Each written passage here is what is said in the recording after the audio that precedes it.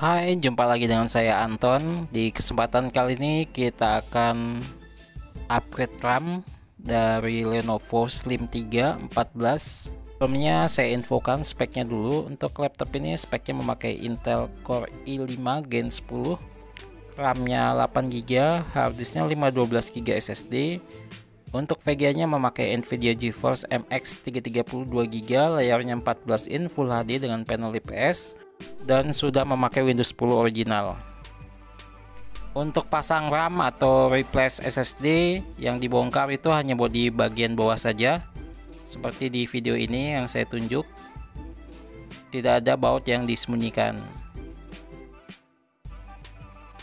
Cara membongkarnya dan pasang RAM-nya dilihat saja sampai selesai, dan nanti bisa dilihat apa saja yang bisa di-upgrade di dalam laptop ini. Untuk info lebih lengkapnya akan saya tulis di kolom deskripsi tentang speknya, dan apa aja yang bisa di-upgrade akan saya tulis di kolom deskripsi.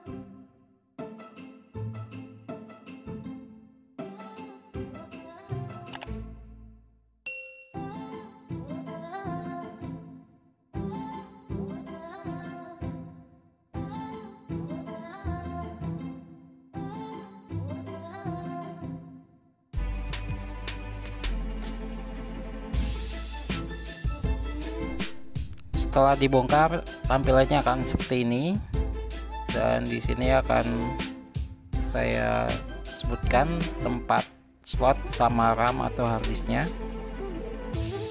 Untuk posisi slot RAM-nya ini dia ada di tengah, dan untuk SSD itu dekat dengan harddisk di pojok sebelah kanan atas, dan untuk harddisknya itu di atas.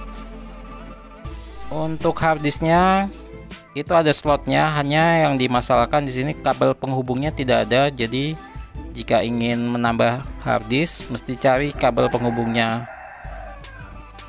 Untuk laptop ini bawaannya 8GB, hanya posisinya itu 4GB onboard dan 4GB nya itu di slot kosong. Jadi kalau mau upgrade laptop ini pilihannya nambahnya 4+4 atau 4+8 atau 4+16, up to nya sampai 20GB.